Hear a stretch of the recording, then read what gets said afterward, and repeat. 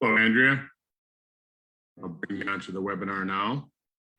If you just joined us today, we're going to be talking about the ketogenic diet. We'll talk about a few other things. Hi, Doug. Hey, how are you? I'm good. Yeah, that's better. You were kind of cutting out. Yeah, the microphone wasn't hooked up. Now it's in my eye rather than by my mouth. There you go. You got it. So, what's new in Michigan? Everybody's going back to school. Really? It's only the middle of the month. Well, my grandkids all start next week. They start next week already. Wow. Mhm. Holy cow. But I look outside, the trees are turning yellow already. Leaves are falling off. Yeah, we got some things doing that here too. You know, fall's coming. It's hard to believe because it's supposed to be 95 degrees out again today. We've had a warm summer. Yeah, we have. Yeah. But rainy too. We've had a lot of rain here. Oh, we haven't had any rain, are they? Oh, really? Yeah, it's, the grass is yellow. Bruiser, sit down. Sit. Sit. Gotta yell at your Sit. kids when you're on. Stay. Oh, he's being a pain today. Yeah, we've had very little rain. It's crazy. So, yeah. I went out in my garden yesterday and picked all the cucumbers. And I was surprised. I didn't see any last week, and then I watered the garden, and then I went out yesterday. So 5 days later, and there's huge cucumbers. Oh, really? Yeah. So I've got a big box full of cucumbers. I got to figure out how to, process them so I can keep them. Right. You know, I don't want to make pickles because I just, you can only eat so many pickles. Right. But I don't want to throw them away. So, and then I You got a can bunch. always give them away. Yeah, everybody seems to have cucumbers this year. Yeah. And then I got a bunch of corn, bunch of sweet corn. I had a bunch of sweet corn, but the ears were only about 5 inches long rather than. No, because they didn't get water. Yeah. So I picked all that and husked them and threw them in the freezer so you can freeze that. But anyhow, I like to eat that kind of stuff because it's so good for you. It's healthy. Cucumbers have a ton of vitamins in them. They're great to cut up and put on your eyelids too. Are they? Oh, Well, yeah. there you go. I had a horrible eye infection once. Like it came on so fast. I couldn't even keep my eyes open.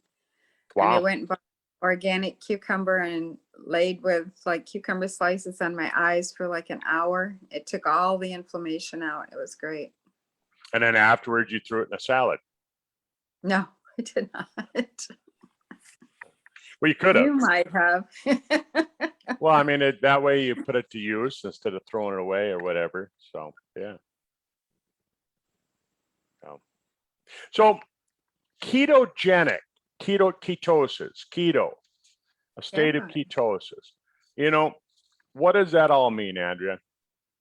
I mean, you started talking to me about keto before I tried to go on keto. Right.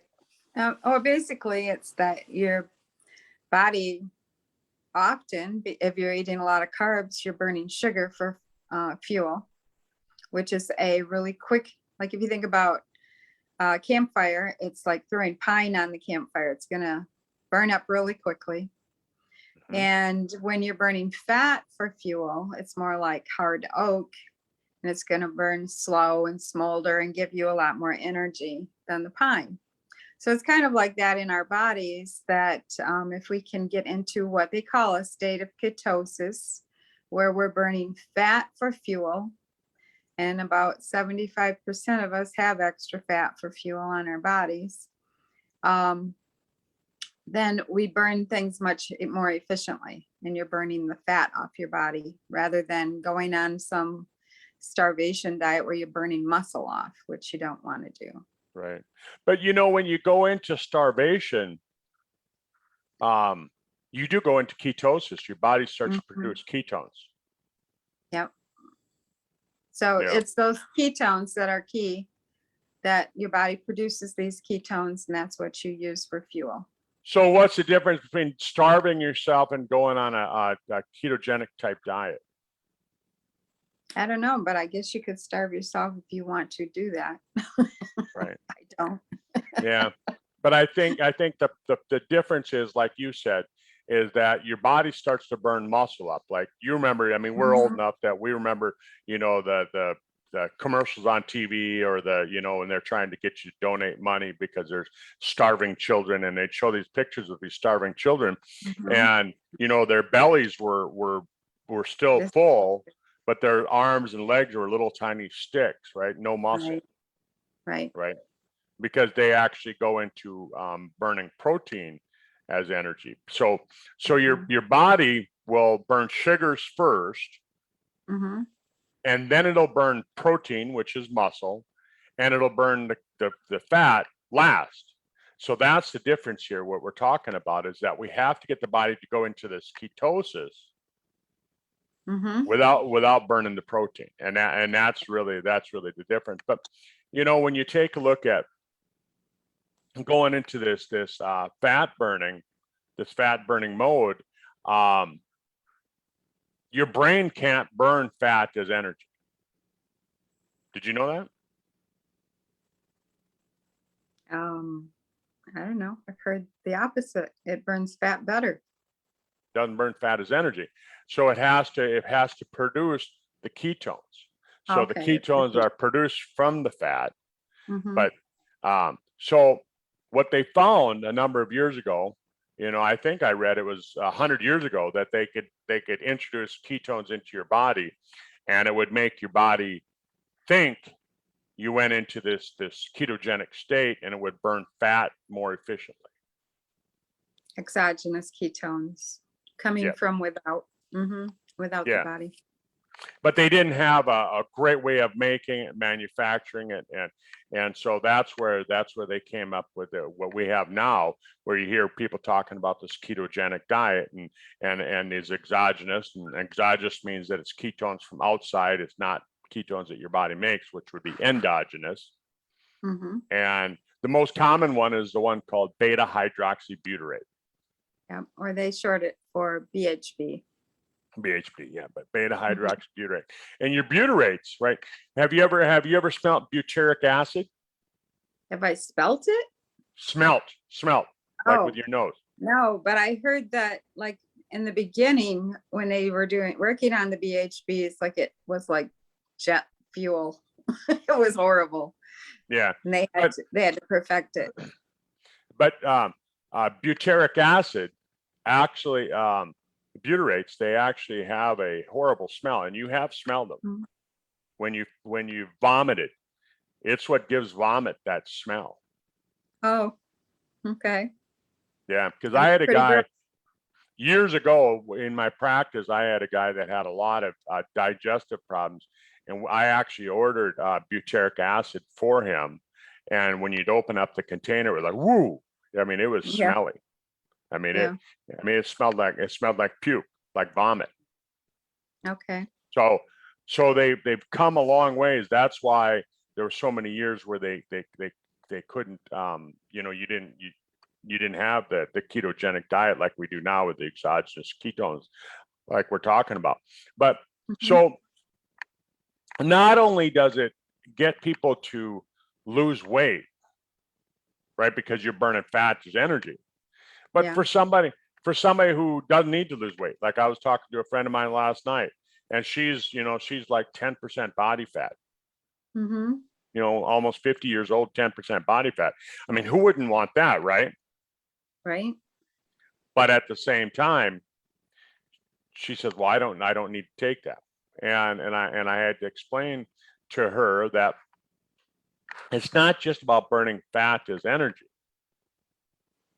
There's some other benefits to it too, that Mhm. what it does is that it makes you so you think more clearly, Yep.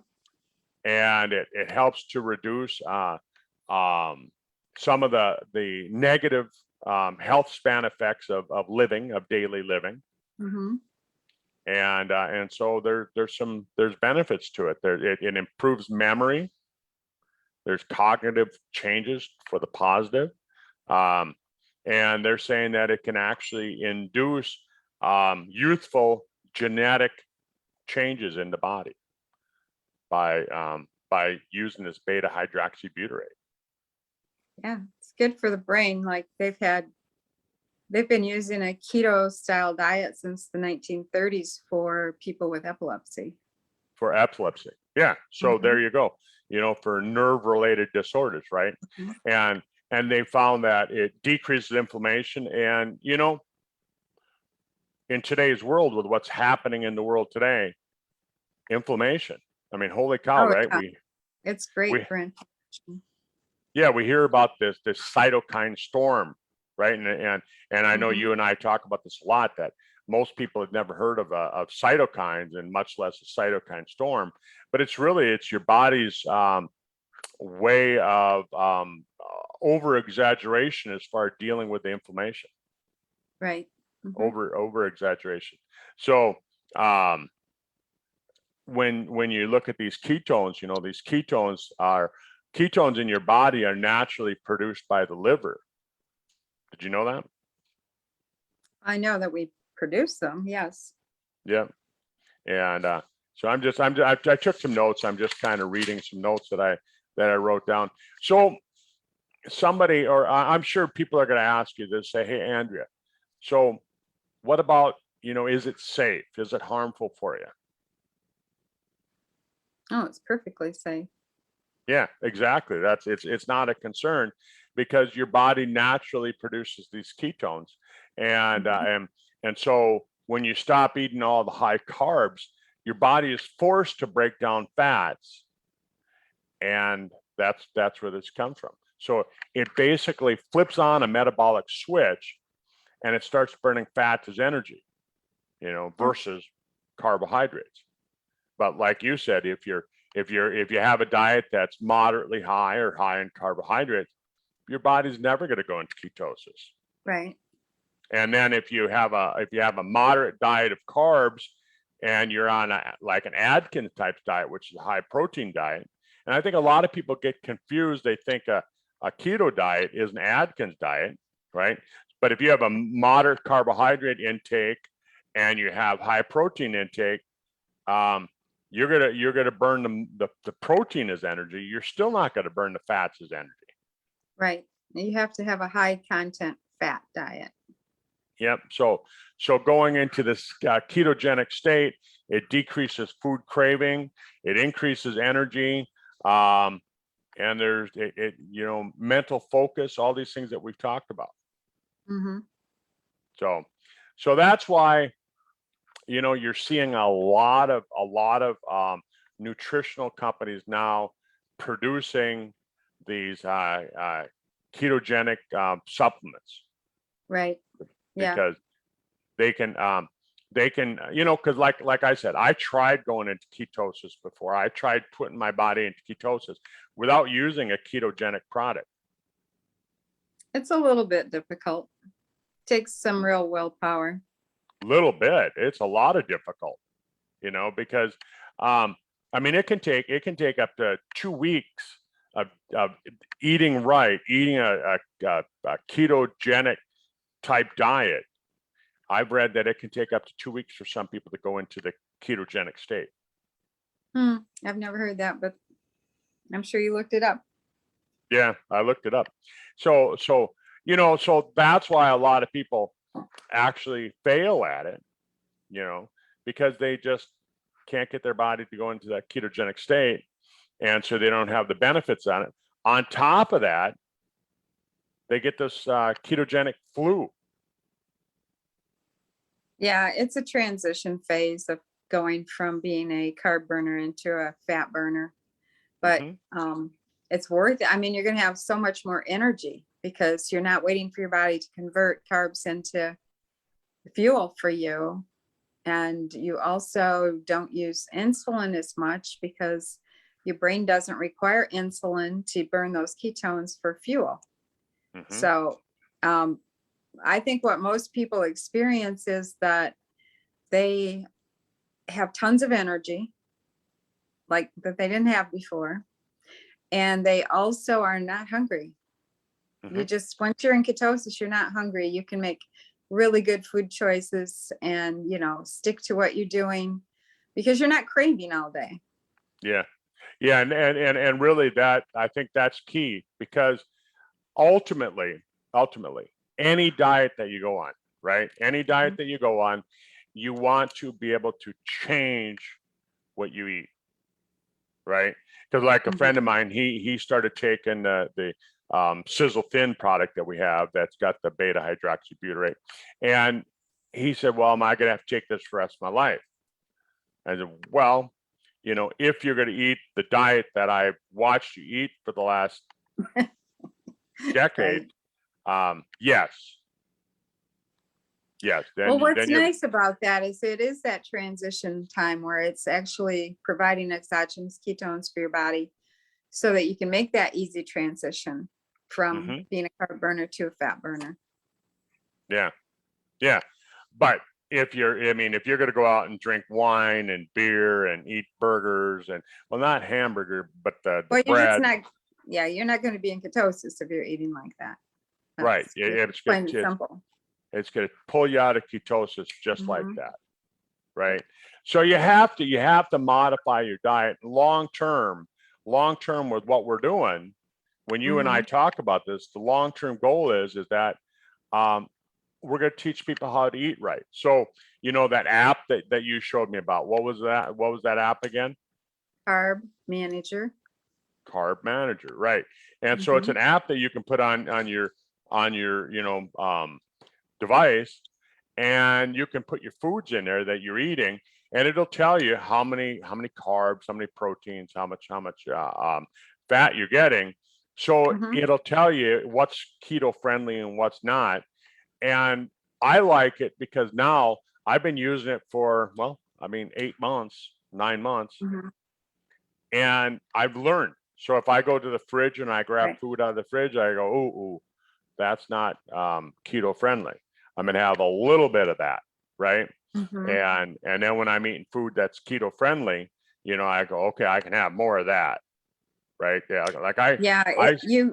what I think it does is it helps teach you what you can eat and what you can't eat. Like I tried to do keto before I used Carb Manager, and it was difficult because I'd go, I don't know about this, I just think it's going to be keto, and then once I started using Carb Manager, like a lot of the foods that people normally use are already in there. All you got to do is click on them and it will add it to your list.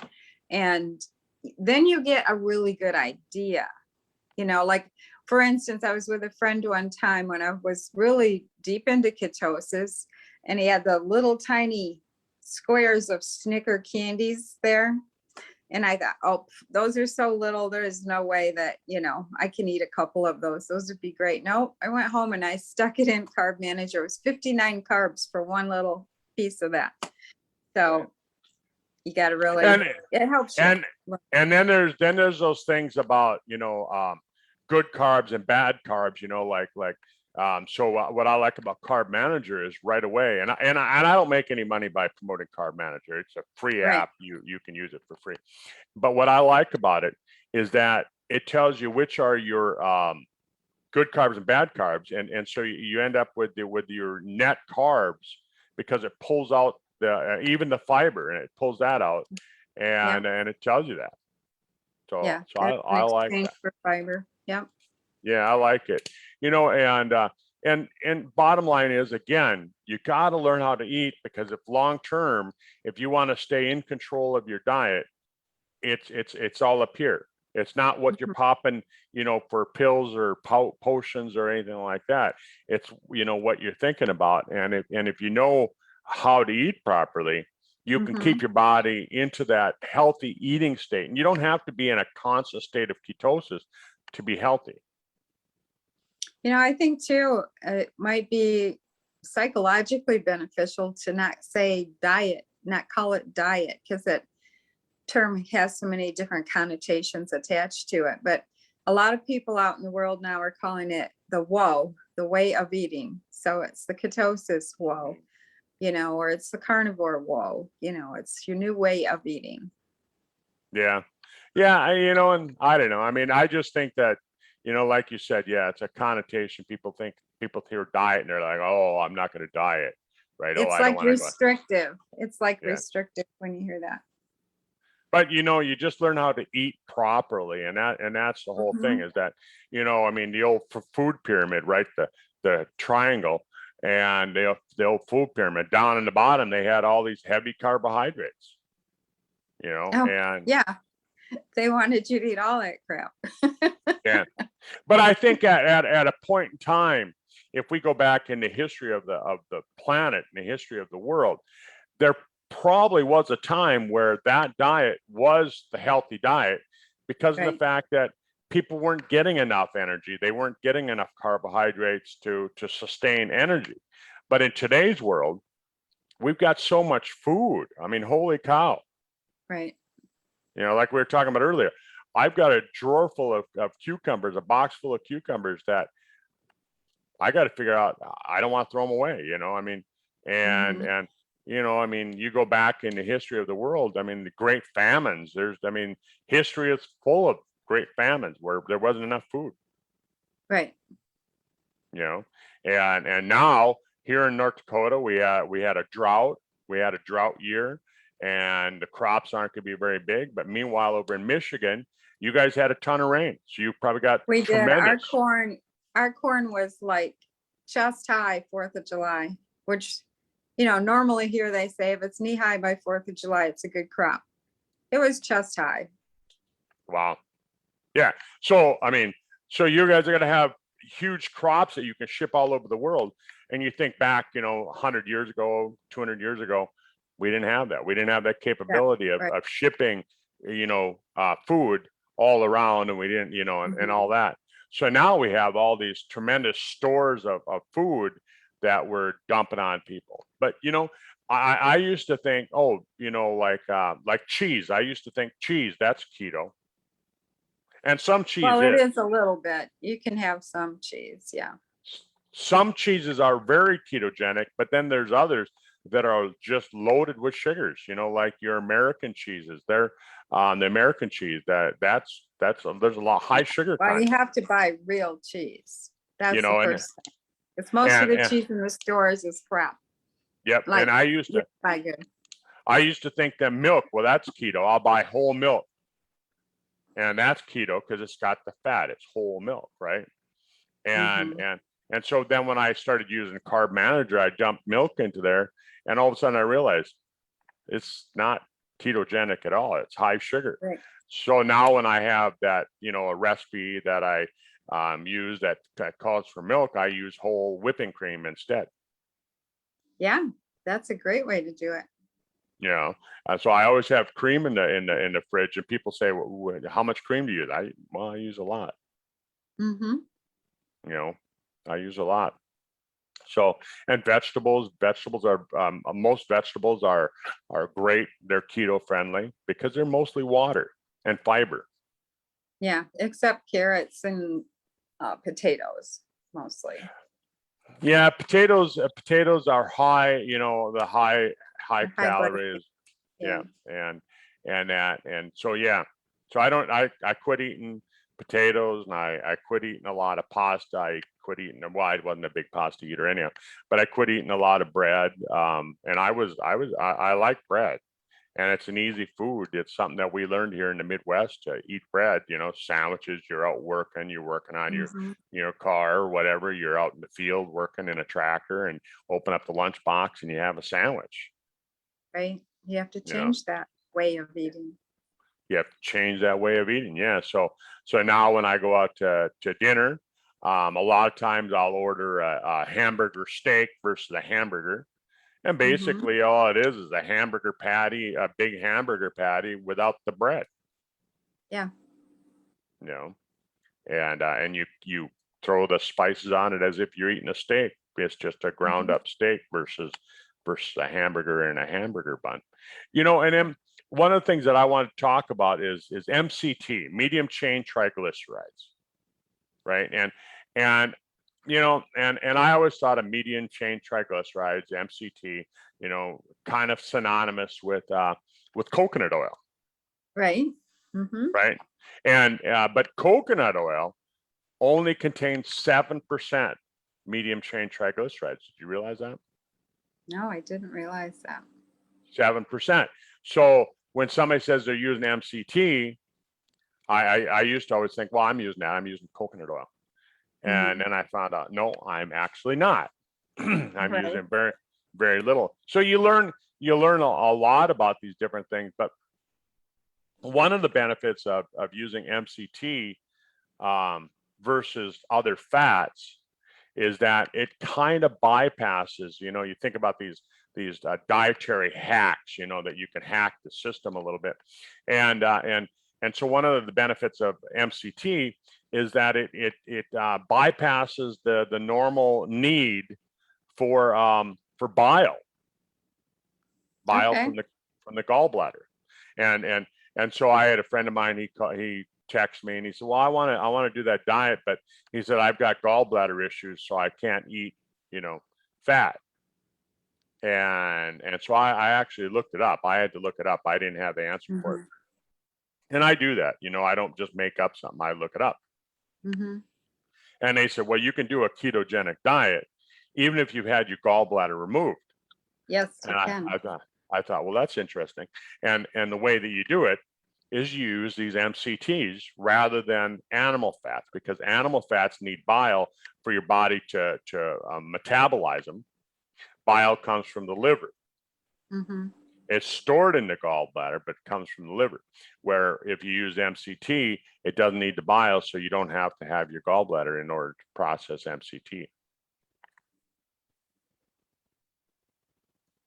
So, and then there's different kind of MCTs as well. They have like a C8 and a C10. It's all dependent on the number of carbon bonds that are found in MCT the oil. has 4 different levels of medium chain fatty acids in it. Yep, and the C8 is the best one. The C8 is the best one. It's a high. It's a high grade one, but you have some MCTs that are actually counterproductive for your health. They might help you lose weight. They might help you go into ketosis, but they actually can be counterproductive. They can make it so that you don't have the health benefits. So I thought that I was reading up on that this morning, but so you find MCTs in coconut oil, palm kernel oil, butter, milk, cheese, and but those things aren't a really good source of the MCT. You have to take and you have to get it from the specific acid, which is the caprylic acid that comes from like the coconut oil. Yeah, so like the caprylic acid is one of the 4 fatty acids found in MCT. Yep, and that's the C8 that we're talking about. Yeah, so it's so they're saying it's 4 times better than just using coconut oil. So that was just some research. What I heard was I took some notes down. It says 10 times more concentrated than coconut oil. 10 times more concentrated. Okay. Yeah, what I read, it was 4 times better than just using coconut oil. So you're reading 10 times better. It's better. So, yeah, so it's better. It's 4 to 10 times better based on what Andrea and I have found out. So yeah.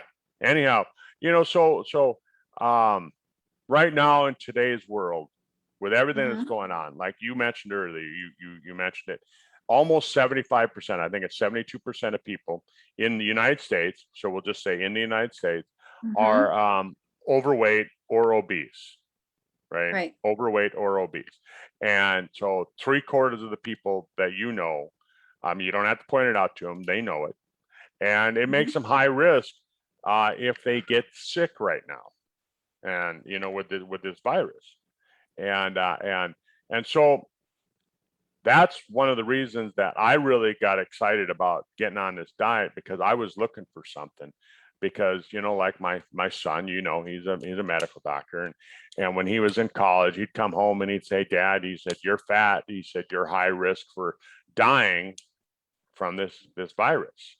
And I'd say, yeah, I know. I said, I'm working on it, but nothing seemed to work. I mean, I tried different diets and nothing seemed to work. I mean, it was at a point to where, I mean, really honestly, Andrea, I'd kind of given up. I'd kind of like decided that, well, I'm just going to be this size the rest of my life. I'll just maintain. And I found that I could maintain at that bigger me size, super size. Yeah. I was kind of at that point too. And there are so many different promotions of weight loss out there in the world over the years, a span of 50 years now. And people tried all kinds of things. I tried things 20 years ago. I had some success, but it was like, I know on the other diets, I was burning off muscle.